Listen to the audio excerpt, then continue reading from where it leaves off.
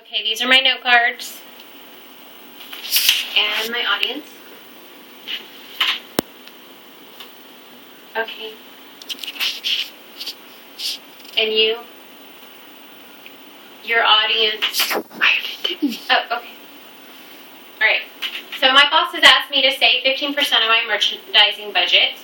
And previously I've discussed the RFP process as being one way to do that. And another way to ensure I meet my goal is to tackle the actual process of ordering and doing that more effectively. I will go over the current process, the frustrations and issues we have with that process, and then I will introduce a new way of ordering, which is through an online point-of-sale tool, and showing how it will help me meet my goal of the 15% savings. So the current process, the way it goes is this.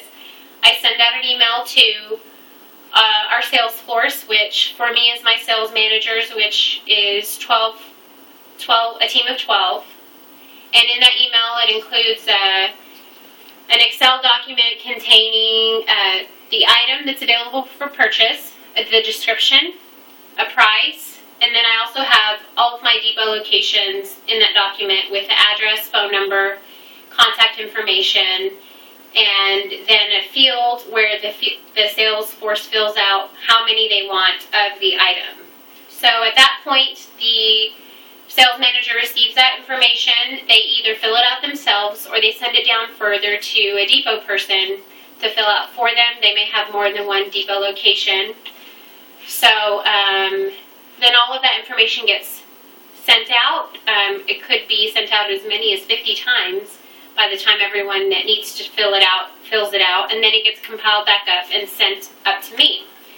So with that process, there's a lot of room for error, mostly being a document, an older version could have been saved, the quantities could have been wrong or just missing, and the addresses could be old, phone numbers could be old. It's a difficult process to keep everything accurate, keep everything up to date.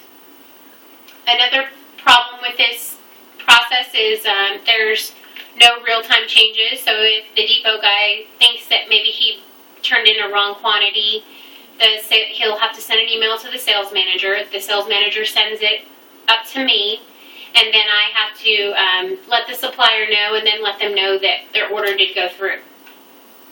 And that can result in charges for rush if we maybe miss the deadline due to the lack in real-time changes that we aren't able to make. And as well as maybe he realized he sent off the wrong form and we have a wrong address. Maybe the thing's been produced and it gets shipped to the wrong address. There's delivery charges there for having to make a second and third delivery attempt. The next thing that we have issues with is order history and that not being available. There's just no way to look up information. If we've got a new product coming online and we want to launch it in the same way that we did a product in the past, then we can't do that because we don't have that information readily available. It's not at our fingertips. The different Excel documents for every launch, it just creates a lot of additional paperwork. So the order history issue is also one when the brand manager wants to hit some information about his brand. He wants to know what pieces we ordered for a particular launch or how many of a certain piece. We pull things by date. There's just no way to pull that information. So the solution is an online point-of-sale tool that works much like an Amazon.com, where you log in, you see an item, you put it in your cart, and you check out. So it addresses all of those issues that we have with the current way that we're ordering. So the address changes, the old phone numbers, inaccurate quantities are no longer an issue. Those errors go away. There are several opportunities for the sales manager when he's placing an order to update that information, make sure it's accurate. The system asks, is this correct? The other thing that we eliminate is the lag in time when we need to make a change. It's a real-time change. Anytime a change needs to be made, the sales manager goes in and updates his quantity or his location. Maybe he doesn't want a location to receive a certain item after all. And then thirdly, the order history is there. We can go back and pull, this new system allows has a reporting tool, and it allows for us to pull stuff by brand, by date, by merchandising type, things like that. So we're able to build a history, and the more we use it, the easier it is to use in the future as we're building that history. And there are only a certain number of launches, different ways to launch something. We can just turn those back on, and the process gets easier and easier. So I just wanted to go through this process quickly as to how it would look online. This is just a snapshot of that online tool. And at this point, the sales manager has logged in. He's seen what's available. He's chosen an item, and he's at this screen where he's going to order it. So this is a display with a description, and it has a price. The quantity here he would fill out.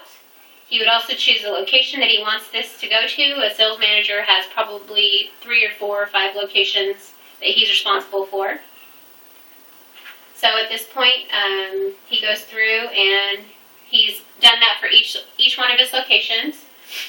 And then he's ready to check out. So he sees a shopping cart, and it has a description and then the total number he's ordered. At this point, he can update the quantities or he can submit his order. So he's ready to complete the order, and this is the checkout screen, and it has the address, the quantities, and then again a last opportunity to make any changes. So he's done, he's ready to submit the order, he hits submit. So it's pretty simple. So here's just the flow of how this communication works with this new tool. So this is marketing services, which is me. We're offering a new rack.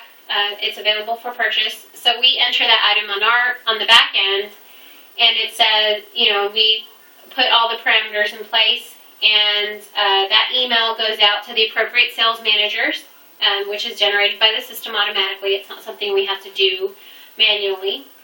The managers receive that email, they enter in their quantities, and then that information is sent back up to the system, where the system sends them a confirmation email saying, I've received the order.